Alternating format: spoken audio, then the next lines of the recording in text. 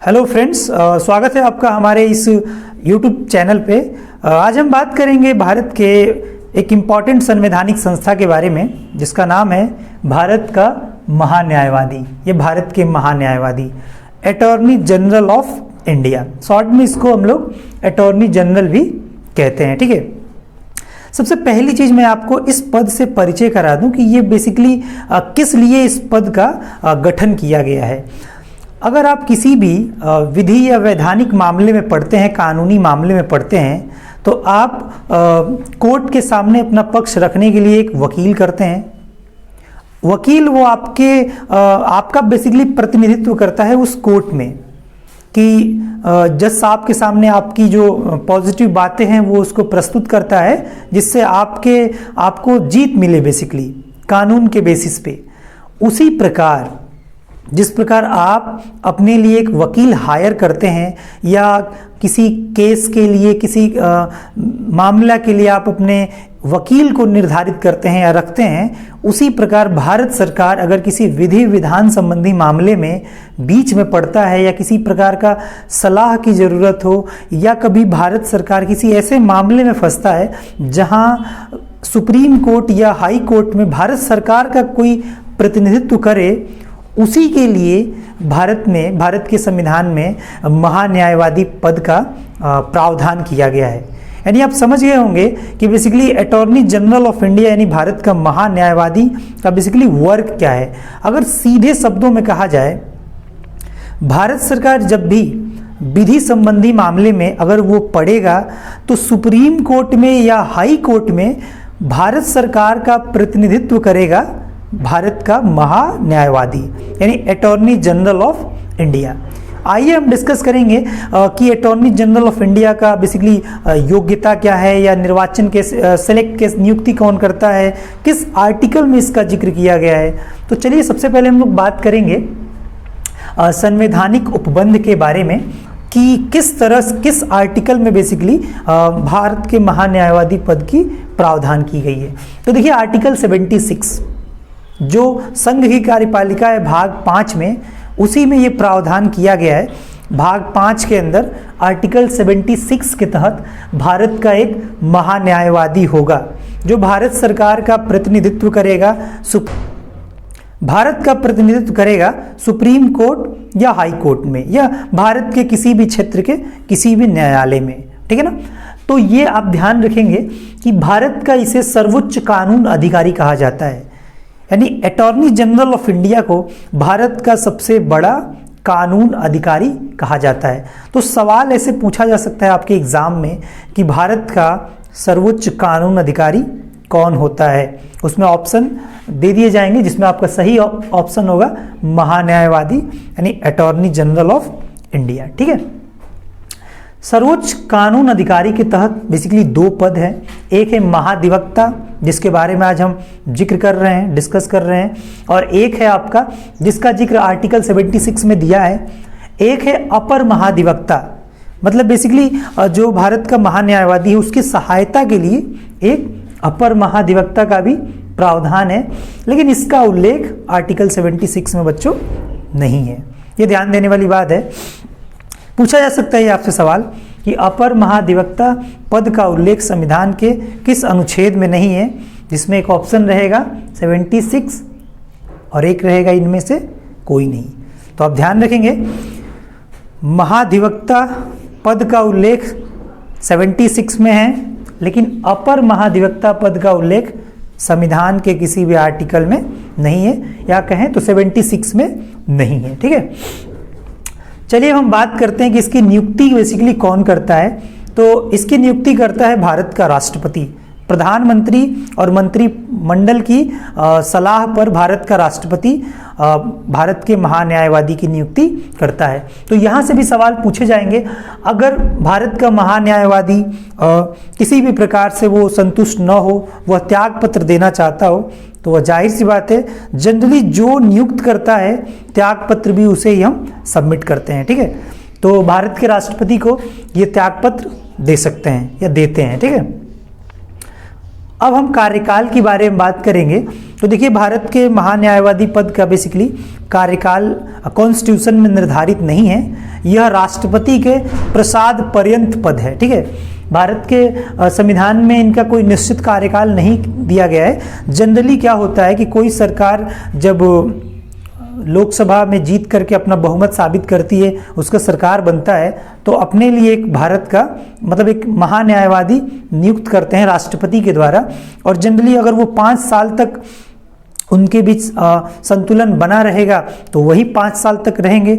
अगर वो सरकार अगले 5 साल के बाद सपोज करते हैं कि वह गिर गई या बदल गई सरकार, तो जो नई सरकार आती है वो या तो उन्हीं को रख सकती है अगले 5 साल के लिए, अगर उनके बीच ठीक संतुलन बना है तो, नहीं तो वो फिर राष्ट्रपति से सिफारिश या सलाह दे करके नया महान्यायवादी नियुक्त करा सकता है। ठीक है, तो संविधान में इसका कोई निश्चित नहीं है कि कितने साल तक भारत का महान्यायवादी रहेगा। ठीक है, हालांकि ये पद राष्ट्रपति के प्रसाद पर्यंत है। अब राष्ट्रपति के प्रसाद पर्यंत का मतलब ये होता है कि राष्ट्रपति जब चाहें तब महान्यायवादी को पद से हटा सकते हैं।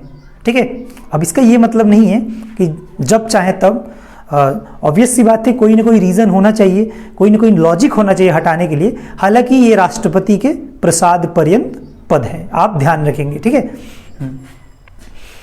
वेतन की अगर हम बात करें, सैलरी की अगर हम बात करें, तो सैलरी संविधान में तय नहीं है।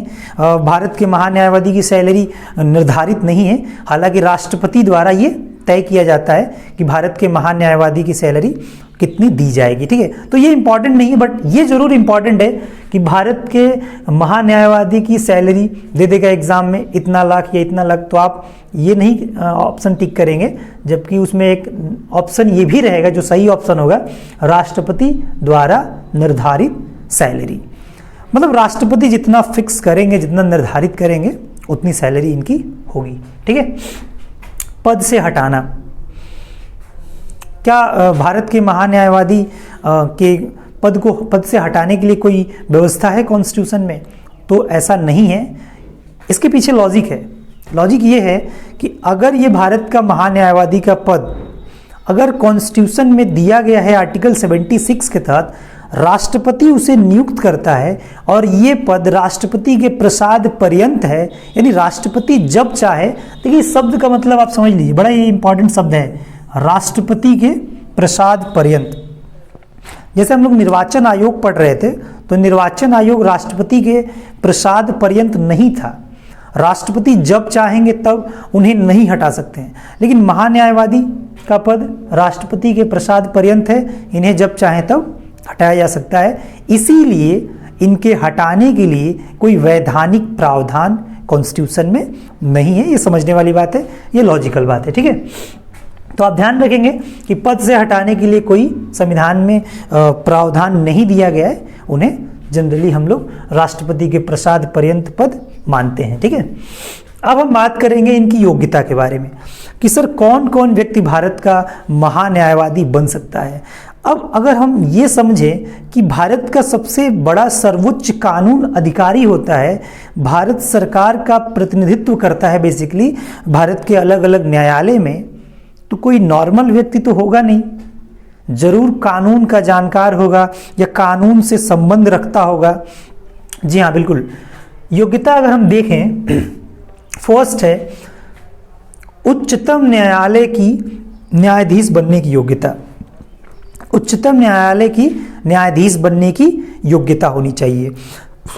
अब अगर आप पढ़ेंगे हाई कोर्ट उच्चतम न्यायालय के बारे में, तो उसमें यह है कि 10 साल तक किसी न्यायालय में, किसी भी न्यायालय में लगातार वकील हो या 5 साल तक उच्च न्यायालय में न्यायाधीश के पद पर हो। ठीक है, तो ये होती है सुप्रीम कोर्ट के न्यायाधीश की योग्यता।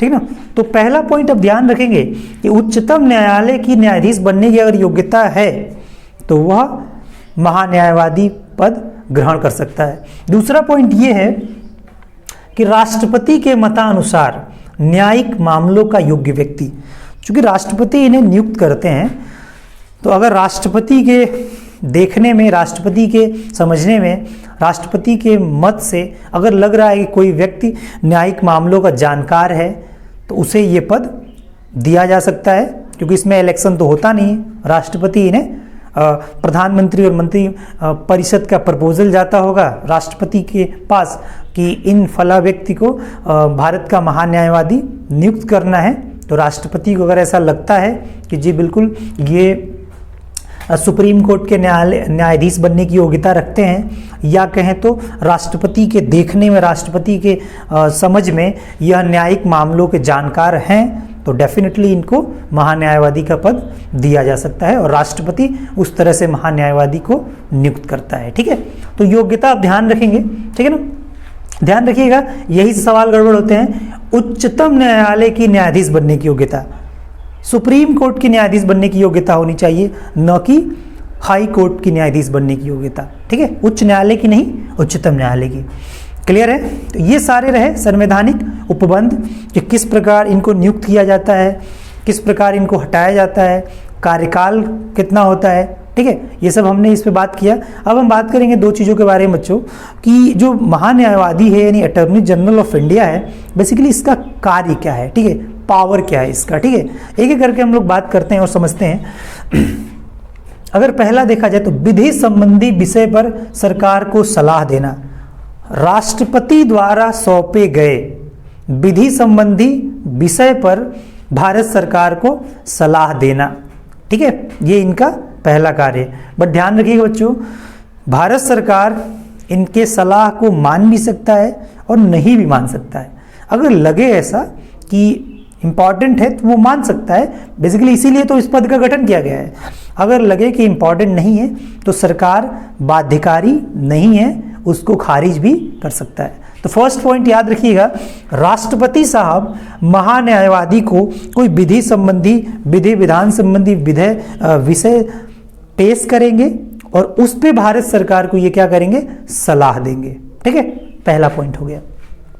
दूसरा है उच्चतम न्यायालय में सरकार की ओर से पेश, बेसिकली सुप्रीम कोर्ट में अगर कोई मामला भारत सरकार वर्सेस किसी और के बीच अगर मामला फंसता है तो भारत सरकार का प्रतिनिधित्व सुप्रीम कोर्ट में भारत का महान्यायवादी अर्थात अटॉर्नी जनरल ऑफ इंडिया करते हैं। ठीक है, अब वहाँ पे भारत सरकार एक व्यक्ति के रूप में बन जाएगा। जैसे होता है ना कि आप क्या करते हैं, मैंने अभी शुरू में बताया आपको कि अगर किसी मामले में आप फंसते हैं तो क्या करते हैं, कानून की जानकारी उतनी तो नहीं है आपको, तो आप क्या करते हैं, अपने लिए एक वकील हायर करते हैं कि वकील साहब हमारी बातों को जज साहब के समक्ष प्रस्तुत करेंगे जिससे कि हमें न्याय मिल सके।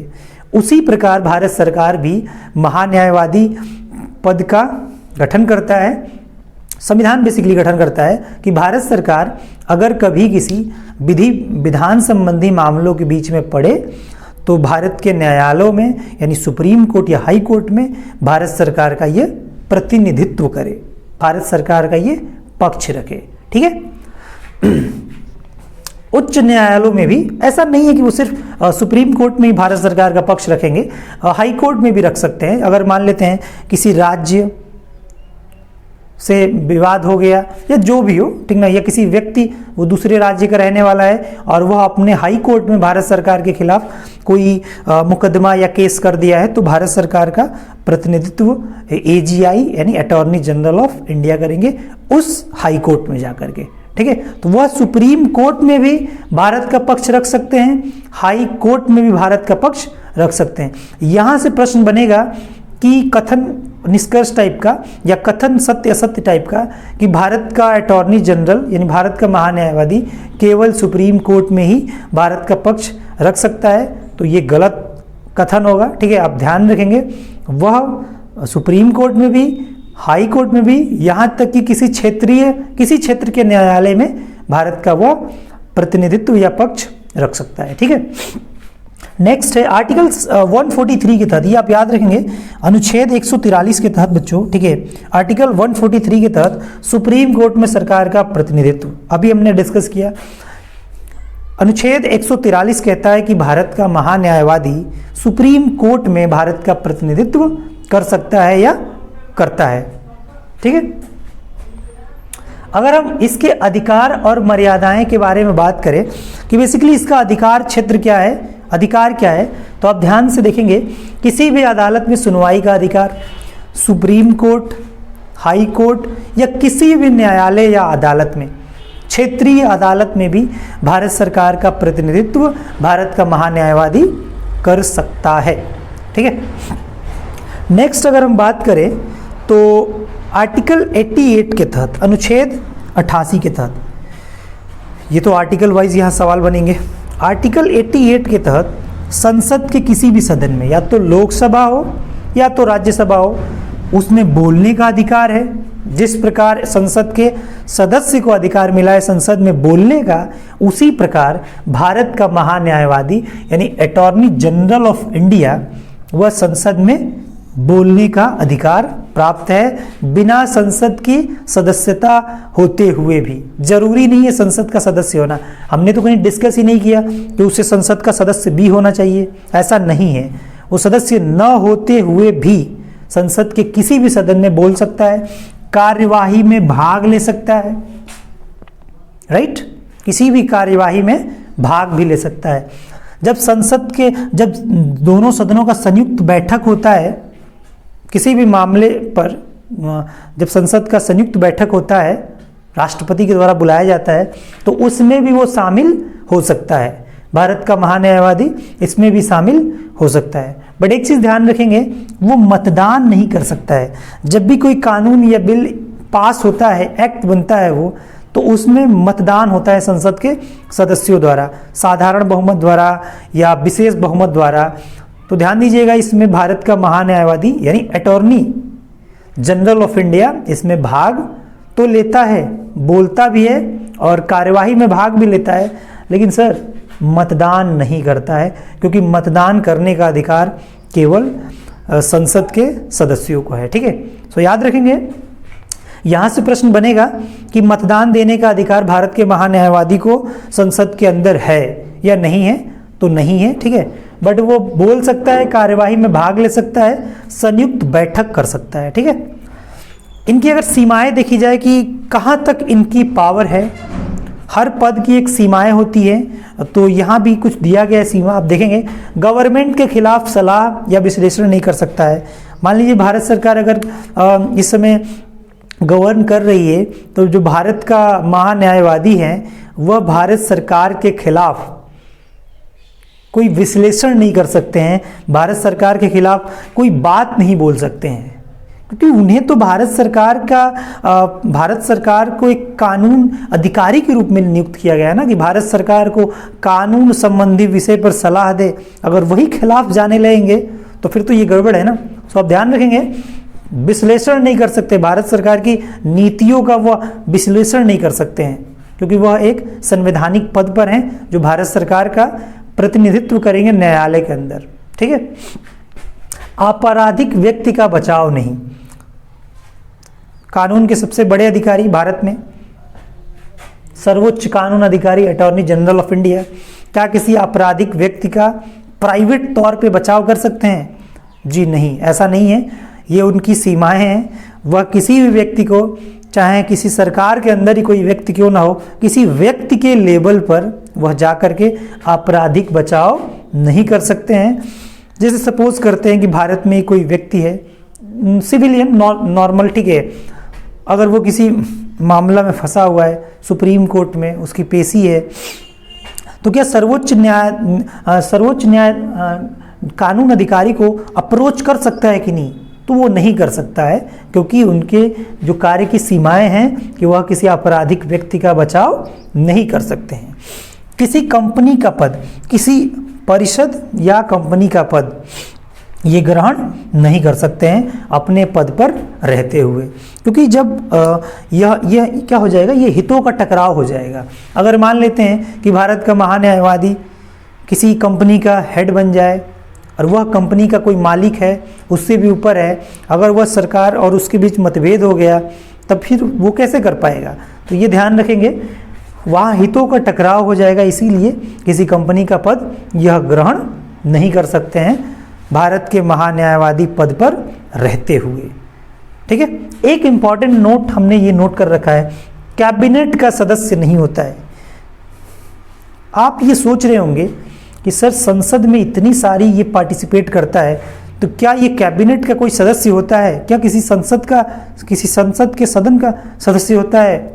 जी नहीं, ये एक सिर्फ सर्वोच्च कानून अधिकारी होता है, जिसे संसद चुनाव से कोई मतलब नहीं है, किसी पार्टी से भी मतलब नहीं है। जो पार्टी गवर्न करती है प्रेजेंट टाइम में, उसी का बेसिकली प्रतिनिधित्व करता है, यानी भारत सरकार का प्रतिनिधित्व करता है सुप्रीम कोर्ट या किसी अन्य अदालत में। ठीक है बच्चों, तो याद रखेंगे ये चीज़, ये सारे इंपॉर्टेंट चीज़ आप पूरा इस इतने से टॉपिक में आप पूरे इस महान्यायवादी से क्वेश्चन आने वाले क्वेश्चन को इजीली डील कर सकते हैं। और उम्मीद करेंगे आपको ये वीडियो लेक्चर अच्छे लग रहे होंगे। ये हमारा 3rd लेक्चर है। अगर इससे पहले आपने निर्वाचन आयोग वाला लेक्चर नहीं देखा है तो आप देख सकते हैं, लेक्चर हमारा 1 था। 2nd लेक्चर हमारा इस चैनल पे वित्त आयोग यानी फाइनेंस कमीशन के बारे में हमने डिस्कस किया था बहुत ही डिटेल में, और ये हमारा आज का 3rd लेक्चर है अटॉर्नी जनरल ऑफ इंडिया। अगले दिन हम लोग डिस्कस करेंगे राज्य महाधिवक्ता के बारे में, यानी राज्य के अंदर भी राज्य सरकार का प्रतिनिधित्व हाई कोर्ट में करने के लिए, किसी अदालत में करने के लिए राज्य महाधिवक्ता का भी पद का प्रावधान है। तो अगले वीडियो में हम डिस्कस करेंगे। तब तक के लिए नमस्कार।